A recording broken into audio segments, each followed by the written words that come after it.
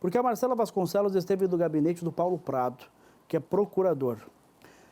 E o Paulo Prado conversou com a Marcela Vasconcelos sobre essa onda de violência, sobre esse assédio. Você percebeu execução em Sinop, execução em Sorriso, execução em Nobres, execução em Cáceres, da sua grande maioria de jovens, que por um motivo ou outro entraram para o mundo do crime. Esse lá de Sinop, por exemplo, estava em casa, entraram na casa dele, perguntaram para a mãe, cadê o fulano? Foram lá e assassinaram.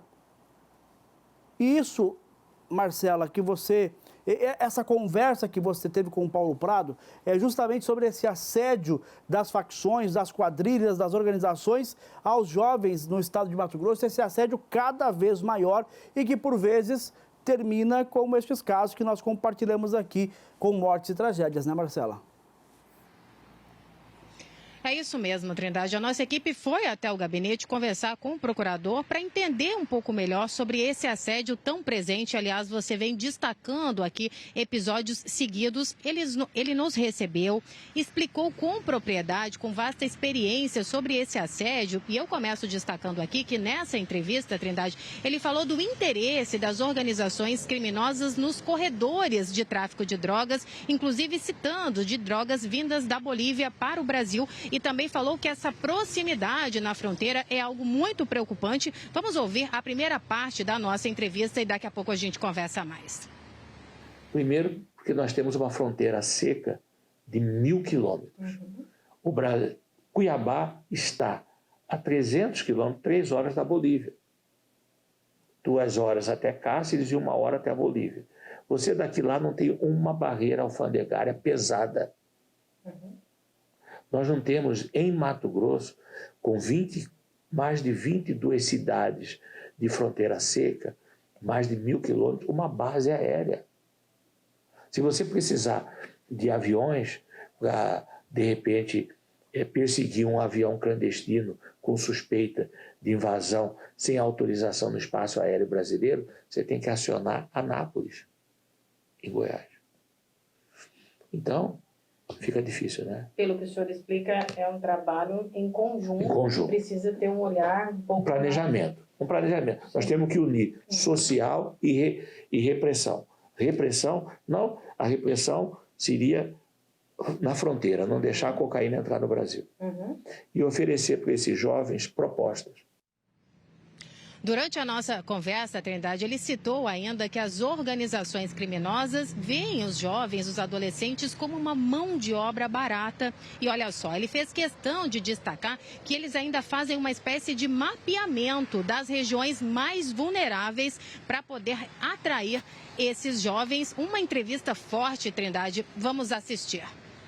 O crime organizado se ilude em quem pensa que o crime organizado não tem informações, que o crime organizado, que as facções não trabalham com a realidade social do Brasil e tira proveito disso. Sabendo o crime organizado, dessa camada social tão grande, cheia de angústia, de desejos, e não encontra isso na sua comunidade, eles se aproximam.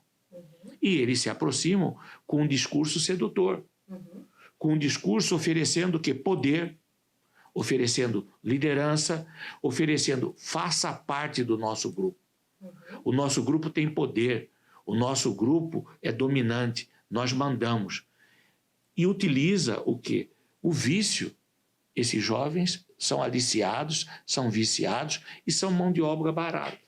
E você olha o contexto familiar. Infelizmente, suas famílias precisam trabalhar o dia inteiro, de maneira até desumana, para levar o sustento para dentro de casa. E se você fizer uma pesquisa, e as pesquisas que eu acompanho dos órgãos, tanto do governo federal, do governo estadual e do governo municipal, quando eu falo Estado, quando eu falo governo, eu estou referindo o quê? Que o governo federal, o governo estadual e o município precisam conversar. Porque só a polícia não vai resolver a situação. A polícia é bem intencionada, ela quer trabalhar, mas nós temos um problema social grave. Primeiro ponto, a droga está entrando no Brasil. E entra por onde? Entra por Mato Grosso, ali na divisa com a Bolívia. A Bolívia está a 300 quilômetros de Cuiabá. Tá? Nós temos hoje mais de 1.000 quilômetros de fronteira seca. Tá? Mais de 20 municípios que estão ali abertos ao tráfico de droga, que vivem do tráfico de droga, alimentando postos de gasolina, alimentando hotéis, supermercados.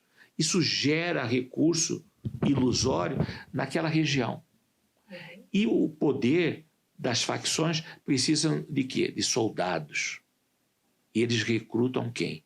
Os jovens.